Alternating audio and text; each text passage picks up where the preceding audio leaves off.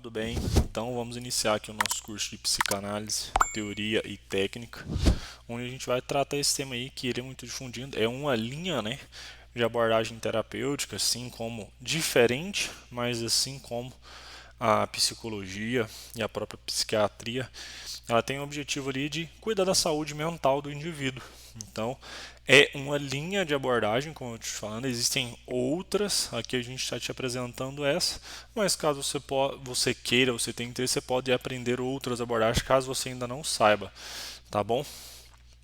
Fazendo aqui a introdução ao tema, todo o começo de capítulo eu deixei uma frase do Freud, que é o fundador da psicanálise, o criador da psicanálise, para que você possa ter um pouco aí de adentrar um pouco mais até pelas frases que ele citava sobre a maneira dele pensar.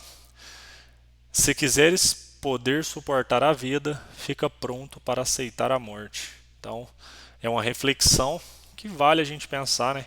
Vale a gente estar pensando como que a gente vive, a melhor maneira é como que a gente está pronto para morrer. Se a gente tem medo da morte, o que que isso significa, né? Então, uma reflexãozinha aí de início.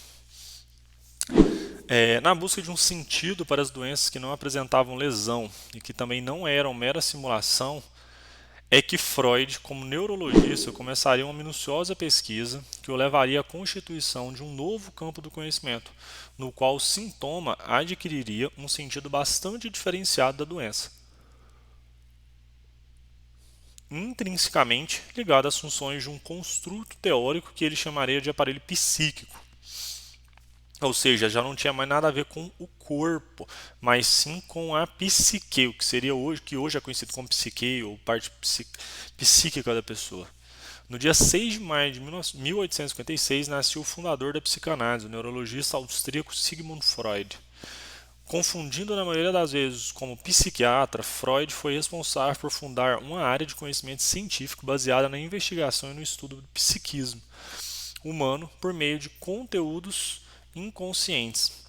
Com a descoberta desses processos inconscientes que agem sobre o sujeito sem que este saiba e limitam sua liberdade, a psicanálise encontra-se em perpétua investigação e o seu campo de estudo vê os seus limites se ampliarem cada vez mais, ultrapassando a fronteira das descobertas da saúde mental, da conduta e da saúde somática, para inserir-se em um campo de diálogo interdisciplinar. Então é muito interessante a gente pensar nisso, né?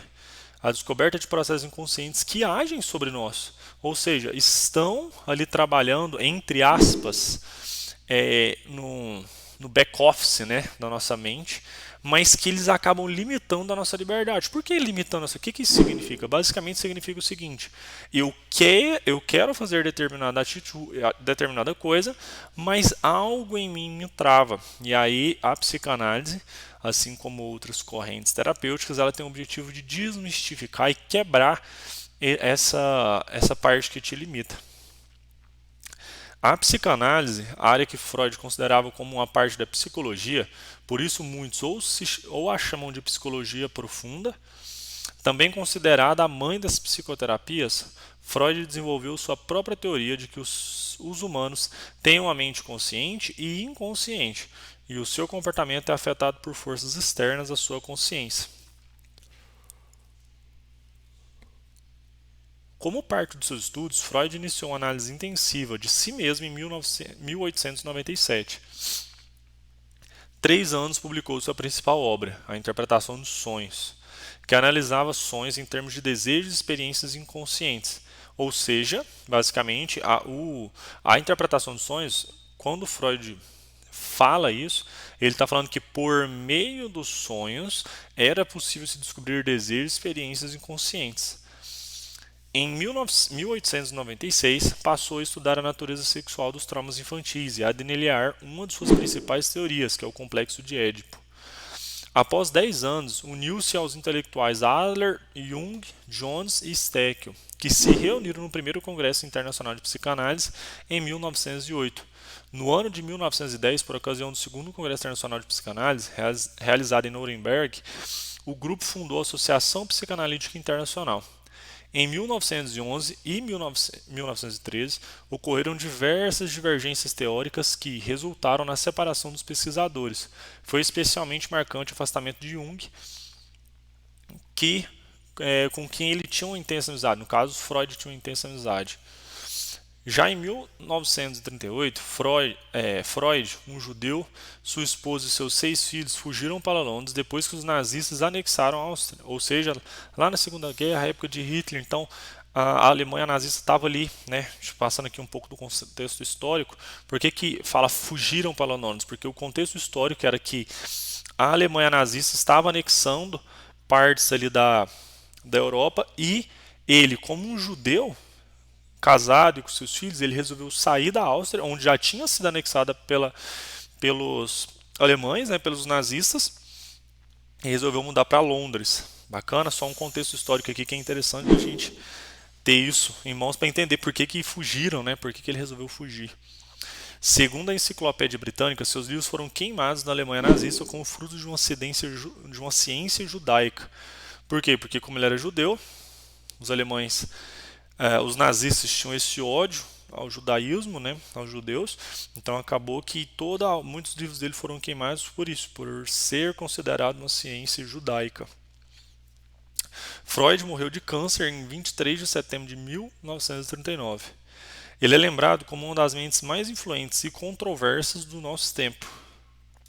Ele deixou uma extensa obra, traduzida em mais de 20 línguas, composta por mais de 24 livros de autoria própria, fora outros livros, né, de pessoas que falam hoje da psicanálise ou citam Freud, 24 livros de autoria própria, mais de 120 artigos, 5 grandes casos clínicos, prefácios necrológicos, intervenções diversas em congressos, contribuições para a enciclopédia de aproximadamente de 20 mil cartas. Então, não importa aqui se o estudo, se a pessoa gosta da psicanálise ou não, a questão é, precisamos entender o que Freud queria falar. Num contexto, ele tinha razão, em outros talvez não, mas o ponto aqui é entender realmente a psicanálise e entender que,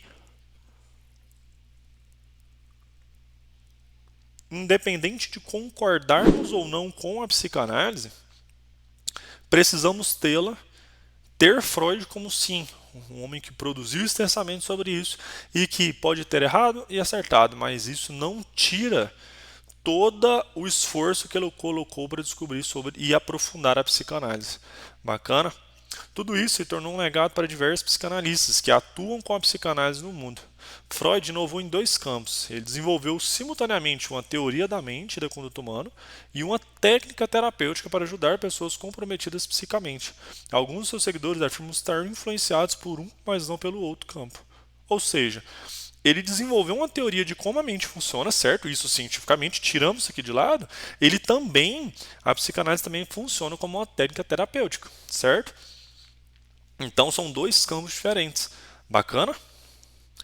Provavelmente a contribuição mais significativa que Freud teve para o pensamento moderno é a de tentar dar ao conceito de inconsciente um status científico, não compartilhado por várias áreas da ciência e da psicologia. Por quê? Porque ele queria mostrar que aquilo era científico. O inconsciente, ele é comprovado e ele buscou muito isso, certo?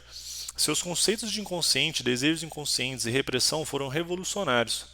Propõe uma mente dividida em camadas ou níveis, dominada em certa medida por vontades primitivas que estão escondidas sobre a consciência, que se manifestam nos lapsos dos nossos sonhos. Como a parte de sua teoria, Freud postula também a existência de um pré-consciente e o inconsciente. O termo subconsciente é utilizado popularmente, mas não é a parte da terminologia psicanalítica, certo? Pode-se dizer também ou inconsciente ou subconsciente. A repressão em si tem grande importância no conhecimento do inconsciente. De acordo com Freud, as pessoas experimentam repetidamente pensamentos e sentimentos dolorosos que não podem suportar. Freud criou uma vasta terminologia: associação livre, autoerotismo complexo, complexo de castração, complexo de Édipo, complexo de Electra, que Édipo é o masculino, tá? E Electra é o feminino, só para que vocês... É o mesmo complexo, mas no caso o Édipo está falando do masculino e o Electra do feminino.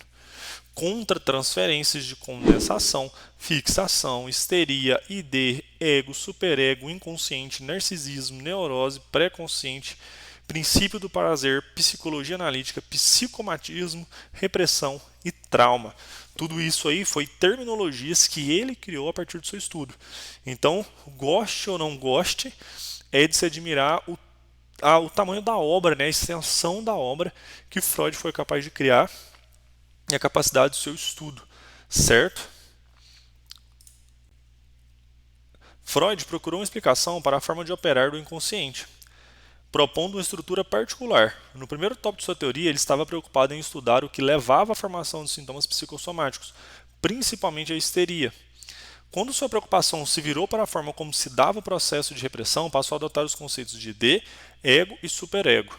O id ele representa os processos primitivos do pensamento e constitui, segundo Freud, o reservatório das pulsões. Dessa forma, toda a energia envolvida na atividade humana seria advinda do id. Seria mais ou menos ali a identidade, né? Inicialmente, considerou que todas as pulsões seriam ou de origem sexual ou que atuariam no sentido de autopreservação. Posteriormente, ele introduziu o conceito de pulsões de morte, que atuariam no sentido contrário das pulsões de agressão e de preservação da vida. O id ele é responsável pelas demandas mais preditivas e perversas. Já o ego ele permanece entre ambos, ou seja, entre o id e o superego, alternando necessidades primitivas e nossas crenças éticas e morais. E a instância no qual se inclui a consciência, onde entra a consciência, né? Um eu saudável proporciona a habilidade para adaptar-se à realidade e interagir com o mundo exterior de uma maneira que seja cômoda para o id e para o superego. E o que é o superego? O superego ele é agora a parte contragente ao id e representa os pensamentos morais e éticos internalizados, ou seja, é a parte ética, e a ética ela muitas vezes vai contra o desejo primitivo do homem. Finalmente, Freud também acreditava que a libido amadurecia nos indivíduos por meio da troca de seu objeto ou objetivo. Argumentava que os humanos nascem polimorficamente perversos, no sentido que uma grande variedade de objetos pode ser uma fonte de prazer, sem ter a pretensão de se chegar à finalidade última. Mas o que dá a Freud tal importância? Simplesmente pelo fato de ele ter desassociado a psicologia humana do senso religioso comum, que era a teologia cristã, tendo-a trazido para o ponto de convergência da natureza humana. A importância de Freud é que modificou a perspectiva religiosa que existia desde então. O todo da vida humana torna-se mais importante do que o sentido da alma. A psicanálise deixa o homem nu perante si mesmo, o que não é certo em vários aspectos. Por quê? Porque quando a gente fala que o ser humano, poxa, a alma não tem importância, e se a gente olha para o ser humano e fala, pô, o ser humano não é um cão, né? Ele não é um bicho que vive por instintos. O próprio fato dele não agir simplesmente de forma primitiva, assim como um macaco, um cachorro, um cavalo, que é um cavalo. O cavalo ele não consegue ser outra coisa. O ser humano, ele tem uma alma. E quando Freud faz essa desconexão, ele ganha uma importância, certo? Mas isso não quer dizer que a importância é estar certo, não quer dizer que era verdade. Então é muito importante pensar nisso, independente de senso religioso, tá? Que quando Freud desconecta alma e homem, ele está realmente deixando o homem nu. E o homem nu não quer dizer algo necessariamente bom, porque o homem agora ele está sem direção, ele está sem uma parte dele, ele perde uma parte dele. Então é de extrema importância, independente, pô, eu sou religioso, eu não gosto de Freud. Não, não, não, não. A questão aqui é a gente pensar, pô, peraí, por que é importante a perspectiva da alma? Onde que o todo da vida humana importa sim o sentido da alma, porque o homem não é um cão. Um cão não possui uma alma como o homem. O cão só consegue ser cão, ele não consegue fazer outra coisa, ele não tem dúvidas existenciais. Um cão não chora pelo luto, um cão não tem, ele não chega na meia-idade e fala que ele tem uma crise de identidade. Não, um cão sempre é um cão. O homem não, justamente pela alma é onde ele se encontra. Então é muito importante a gente entender isso. Importância não é estar certo. Bacana? Continuando aqui, a gente vai falar agora sobre os princípios da psicanálise, tá bom? Então até o nosso segundo encontro. Um grande abraço e aproveite também a apostila, reveja as aulas para que você possa entender. Mas agora a gente vai falar um pouco sobre os princípios. Foi só uma breve introdução ao tema. E é isso aí. Até o nosso próximo encontro. E aí, tudo bem? Estou passando apenas para deixar um recado bem rápido para você que acabou de ver essa aula e que gostaria de assistir a todas as aulas desse curso. É bem fácil, basta você clicar no link que está na descrição deste vídeo ou acessar www.novacursos.com.br. Fazendo sua matrícula em nosso site você terá acesso a todas as aulas desse curso e mais centenas de outros cursos, além de poder fazer avaliação. E caso você queira, poderá estar adquirindo o certificado com um valor bem acessível. Esse foi o recado que eu queria dar, aguardo sua matrícula. Até breve!